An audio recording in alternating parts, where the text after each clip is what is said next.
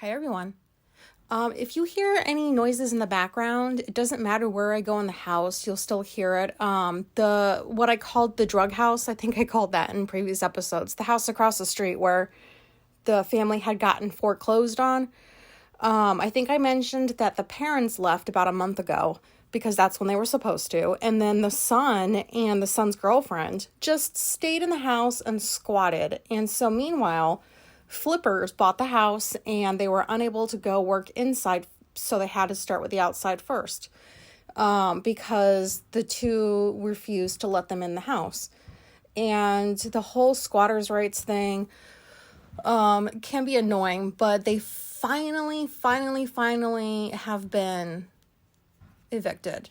I have to ask Janice if she knows, like, did the police come and, like, remove them or something physically, because these people would not leave. And we all were fairly certain that the son was on drugs.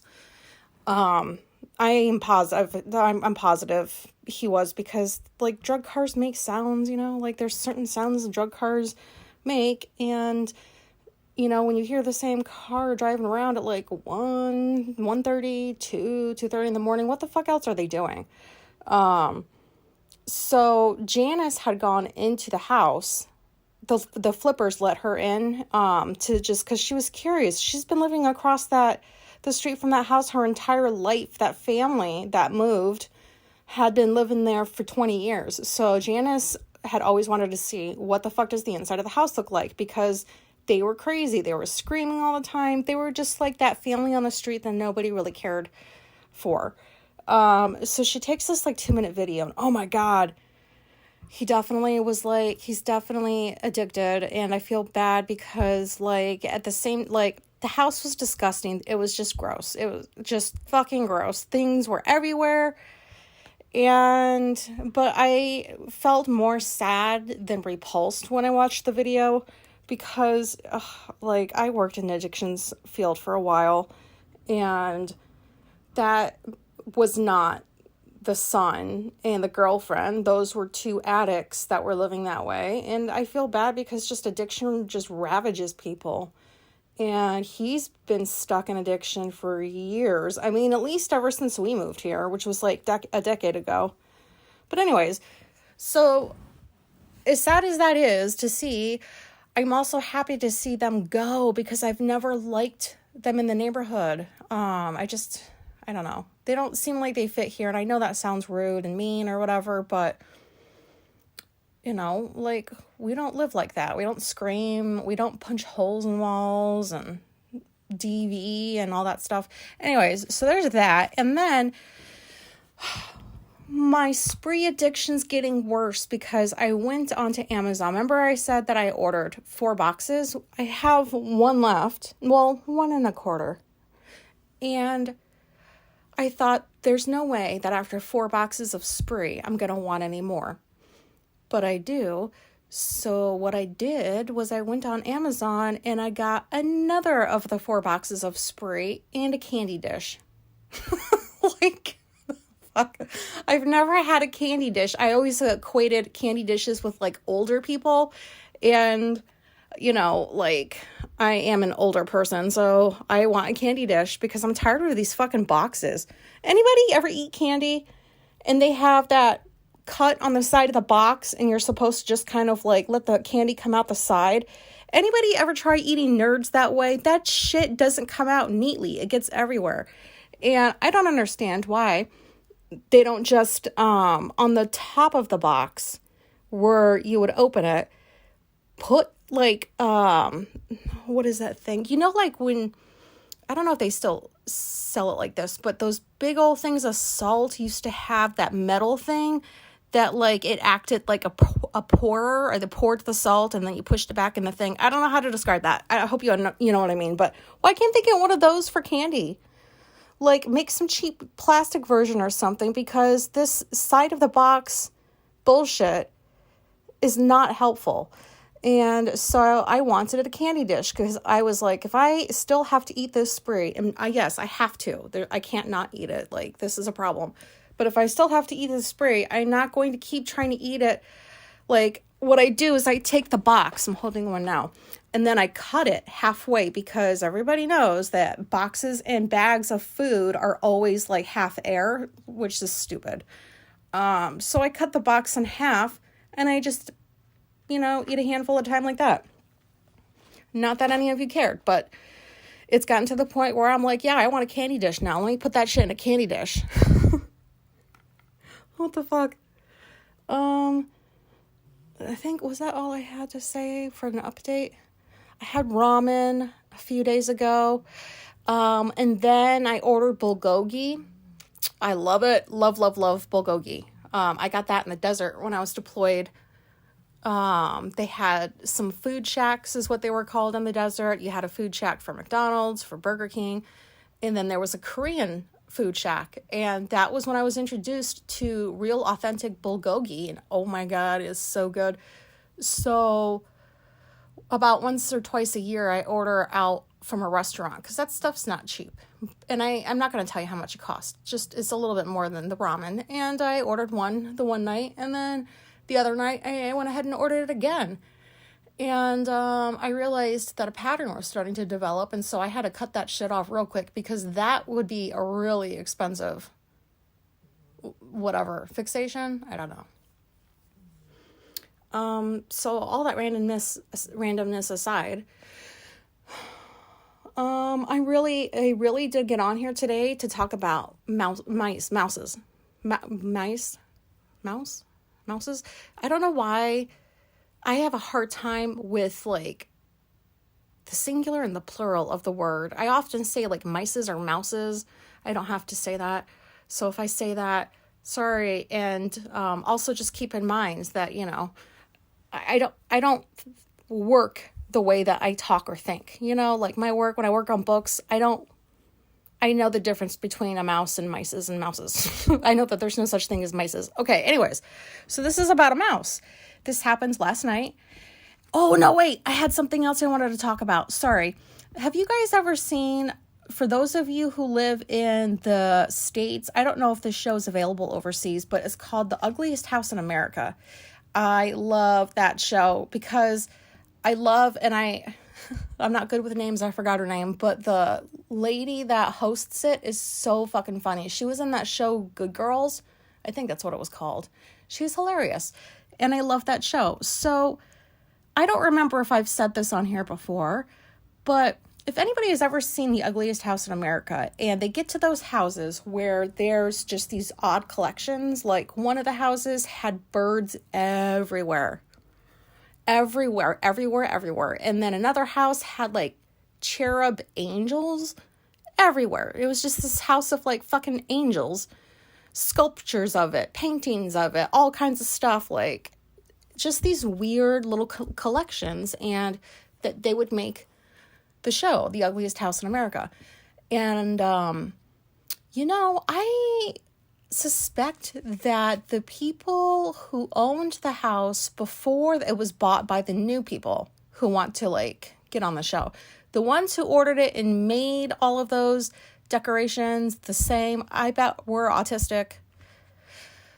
Because I was like, oh my God, this is too much. This is way too, like angels in the bathroom, angels outside, angels in your bedroom. Like, why? And then birds in the other house. And there was like another house that had all mirrors, but I think that was just like some weird shit going on in that house. It had cameras everywhere too. So I don't know about that house, but I think they're autistic because who the fuck else collects shit like that except us? I don't know. Like maybe because I caught myself looking at some of those houses, not the birds and not the angels, that was too much, but some of the other ones that they called ugly, I thought to myself, I like that. That doesn't seem to, I don't mind it. I would decorate my house like that.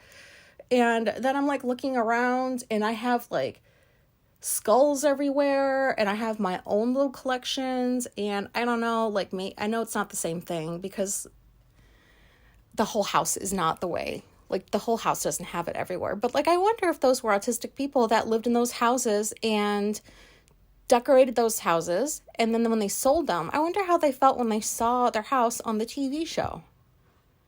Because I would have been embarrassed. People calling that shit ugly. But anyways, So is there anybody out there that thinks that like those kinds of houses might have some autism in them? I'm curious. Just let me know. Okay. Anyways, going back to mouse. Last night, does this have to do with autism? I think so. I do. And you know why I think so? It's because I'm sitting here and I'm making an episode about a mouse. So what happens every year to people who live in houses when it gets colder outside. The mice come inside the house because it's warmer. And I appreciate our cats because I don't have to be worried that a mouse will just live in the house forever because they'll catch it. But I feel like our cats are kind of dumb because they don't kill the mice. But then I'm like, well, maybe they're just like, they have a good heart and that's why they didn't kill it. I don't know. But cats are supposed to kill mices. Sorry, I'm just gonna say it how I say it. I'm sorry. Mices. And so I heard one squeaking the other night and I don't like them, but whatever. And I think they had caught it. Yeah, one of the cats, Caesar, he caught the mouse and was running around with it in his mouth, but wasn't like biting it, and he just let that shit go and the mouse left.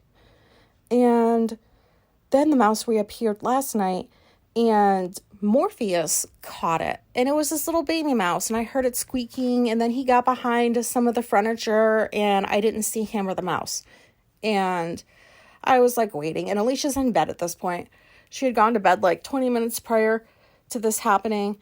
And I didn't hear anything, and I didn't hear anything. And so I like kicked at the recliner and nothing came out. So I pulled it back from the wall, and Morpheus was laying on the ground with the baby mice frozen in shock. It was frozen in shock. It was standing on its hind legs with its arms like out like a fucking zombie. Like, what the fuck? I didn't know mice's arms can do that. And it was just frozen. I have never seen a frozen mouse. I'm like, oh my God, like, are you terrified? Are you that terrified? Or are you like smart enough to play possum and that's what you're doing, but you just forgot to fall over? You can't stand and play possum. But I've never seen a mouse frozen like that. And I was pretty sure it wasn't dead because Morpheus had his paw on the tail. Like, he's like, you're not going anywhere. And he was just wagging his own tail, looking around. So I grabbed the little wastebasket I have that has many uses because that's the one I barf in sometimes when it's too hot. And I grabbed that because I had just put a new bag in it. And I threw it over the mouse and I saw it finally move. So I knew it was alive and I screamed. I hate screaming like that, but I screamed, and then I started like piling stuff on top of the wastebasket so that when Alicia got up in the morning, she could take care of the mouse. But she heard my scream and she came out and she took care of it and took the mouse outside and let it go. It's probably back in the house. But the reason I'm talking about a mouse is because, you know, like, I think that our ordinary friends, I'll just say that, our ordinary friends, when they have mice in their house, they just set traps and they get killed and they toss them and they act like it's no big deal, that they're just mice that they're throwing out or whatever. And I have mixed feelings about this because I'm trying not to murder bugs and mice anymore. I don't murder mice, but I murder spiders. And I'm struggling with this because now I'm starting to feel bad. So I thought I was going to end up suffocating the mouse. And I decided I'm okay with that, kind of, because I can't do anything else but trap this mouse because I'm too scared. And I know that the mouse isn't going to do anything to me, but it's just the feeling. Like, I can't help it. You guys know how mice are. And so as I'm putting the trash can over, I'm like, I'm sorry. And I just keep saying that, like, I'm sorry. And then I like trap the mouse, and then I put books and shit on top of the thing. And I was like, I'm so sorry. And then like I realized what I was saying, and I'm like, oh my God, I do this every time I'm about to murder like a spider. I say, I'm sorry. Like, that justifies the death of something living. that was alive. And then, so Alicia had, like, let it outside and stuff. And then hours later, I'm still thinking about this incident. Because this happens, like, every year. We get a couple of mouses here and there who make it inside the house. And the cats will find it. Once in a great, great while, it will be dead. But the majority of the time, they just play with it. And my history with mouses goes back to England when I was in the military, and I had gotten my first house. I had a cat, which I wasn't allowed to have, but the door had a cat flap, so I got a cat. And I came downstairs one morning, barefoot, and stepped on a dead mouse. And I can't even describe how that felt and how I felt. I can't even put that into words, because from then on, I never walked barefoot around a house again. And then when I got to the States after I got out of the military and I got some cats, they would barf when they ate too quickly or hairballs and stuff. And I would step in that with socks on. And that is just so, it feels so gross. So now I'm not going to call them house slippers because that's an old term and I don't think they're slippers. They're those little Adidas things that they're indoor and outdoor. You just slip your foot in them, like little, not like flip-flops, but, well, I don't know how to describe it, but that's what I wear. I never walk in the house without those shoes on anymore. Those are my house shoes because if I step on some barf, who the fuck cares? Because I won't feel it. It'll get it to the bottom of the slipper and then I'll just wash it off. But yeah, I don't believe in setting mouse traps because I don't understand the way that I think because I'm okay with eating meat and I know that animals die. So I don't know why I pick and choose what I want to do. Like, I won't fish because I don't want to hurt a fish. I think it's cruel. But will I eat fish at a restaurant or something? Or like sushi? Yeah, I will. I feel kind of bad about that, but it is what it is. So I'm okay with eating fish. I'm okay with eating meat. I don't want to see anything. You know, I try to get like best practices kind of food when it comes to like buying meat, you know, like how they were raised. Like I do go that length, but that's as far as I think. And, where was I going with this? Oh, because I don't want to eat mouses. Yeah, so if I don't have to see how they die or whatever, I don't have to feel bad. I know that's so ignorant, but it's just, I can't watch that stuff. I can't listen about, like, no, it makes me cry. It overwhelms me, like those fucking Sarah McLachlan commercials that I still saw one. I saw one the other day, like, stop running them. I'm pretty sure somebody else is doing them now, aren't they? But, so I can't get mouse traps because I don't want to kill a mouse. And then I go to the trap and I see a mouse that's dead because I killed it. Because it was just minding its own business, running around looking for comfort and warmth and food. And then it died at the hands of me. And I don't want to be a mice murderer. That would make me cry. And, when I had that cat in England, it kept bringing me dead mouses. And I know that that's a way of them saying, hey, I love you. I get it. It's a gift, whatever. But they were so fucking gross. They always made me so sad. Oops, I dropped the phone. Sorry. They always make me so sad. And, so I decided, like, I guess I'm just going to have to let the cats do their thing because I'm not going to be killing a mouse. If a cat kills a mouse, that's okay. I feel kind of bad, but whatever. But I'm scared of them, whether they're alive or they're dead, because like last night, prior to Krampus, or Morpheus, I call him Krampus, prior to him like capturing that little mouse, I had heard it running around, the library room. I heard it running around and it was squeaking and they were chasing it. And I kept yelling at it. I was like, run, go to the stove. Like, I didn't want them to catch the mouse because they would kill it is what I thought, or hurt it but then I wanted the mouse out of the house. So I don't understand where that logic comes from.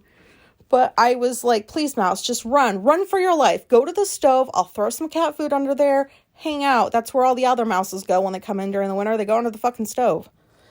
Why can't I like them like I do with animals? I love animals. I love horses. I love petting zoos.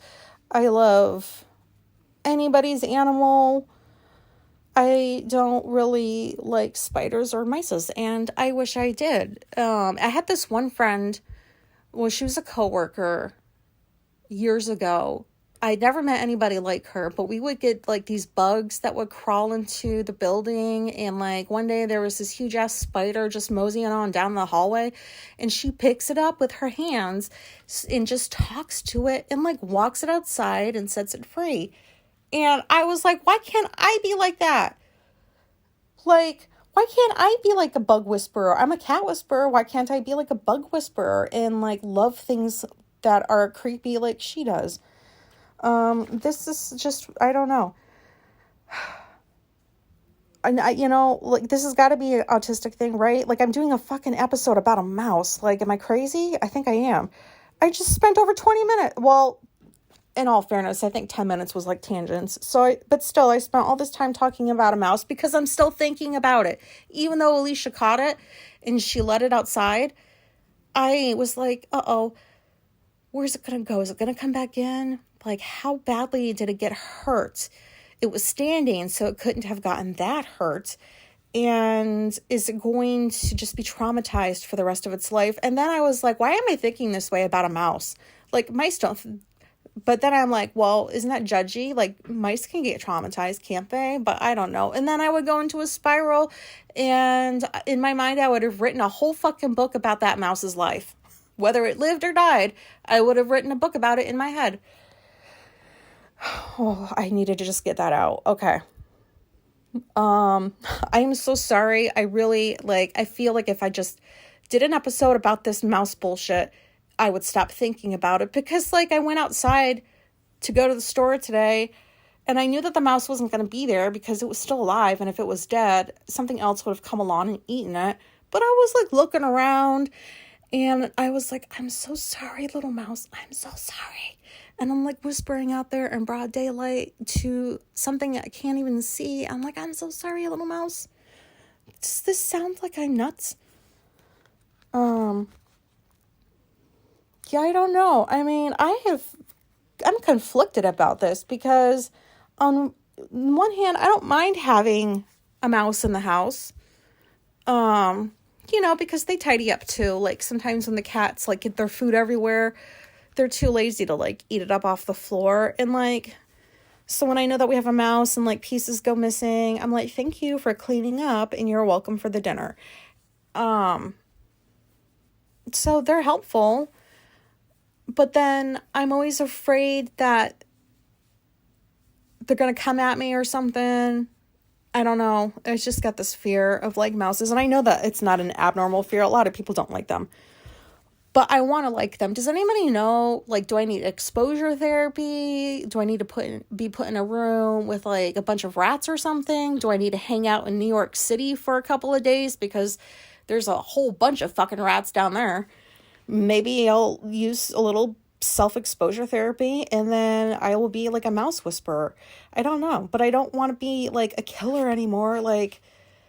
I mean, this one didn't die, which is good, but I would feel bad if it did, but then I would feel glad that it did because it wouldn't be scurrying around the house anymore. So I feel I don't know how I feel about this. Okay, well, if you can make sense of this episode, good luck to you. I just had to get this out because it needs to get the fuck out of my head. Next episode will not be about bathrooms and it will not be about mouses. Thanks for listening.